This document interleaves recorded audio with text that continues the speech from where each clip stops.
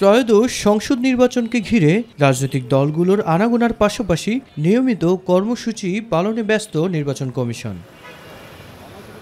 দুপুরে ইসির সিনিয়র সচিব গণমাধ্যমের মুখোমুখি হয়ে বলেন, সীমানা নির্ধারণ নিয়ে প্রায় ৩০টি মামলা আছে এবং সীমানা জটিলতার প্রভাব পড়তে পারে নির্বাচনের তফসিলেও।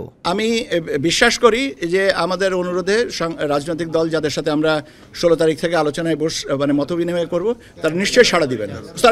১৩ তারিখ থেকে, মাই অ্যাপোলজিস, ১৩ তারিখে থেকে আগামী বৃহস্পতিবার থেকে যাদেরকে আমরা অনুরোধ করব এসে আমাদের সাথে কথা বলার জন্য এবং আপনারাও উপস্থিত থাকবেন, আপনারা দেখবেন যে আলোচনাগুলো কীভাবে হচ্ছে।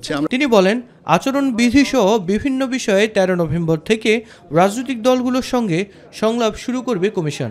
তবে কোন দল অংশ নেবে তা এখনও চূড়ান্ত হয়নি।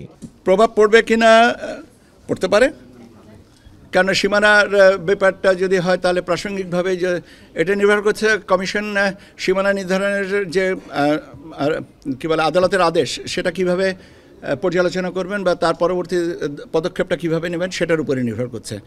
তবে সে পর্যন্ত একটু অপেক্ষা করি। এছাড়া আইনশৃঙ্খলা পরিস্থিতি নিয়ে আবারও বাহিনীগুলোর সঙ্গে বৈঠক করার কথাও জানান ইসি সচিব।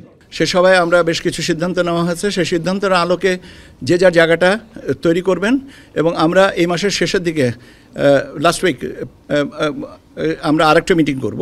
এদিকে বাগেরহাট আসন পুনর্বহাল এবং আদালতের রায় নিয়ে নিজেদের দাবি তুলে ধরে দুপুরে নির্বাচন ভবনে প্রধান নির্বাচন কমিশনারের সাথে সাক্ষাৎ করেন জেলার বিএনপি জামাতের কয়েকজন প্রতিনিধি। মিফতা গালিব, মাই টিভি, ঢাকা।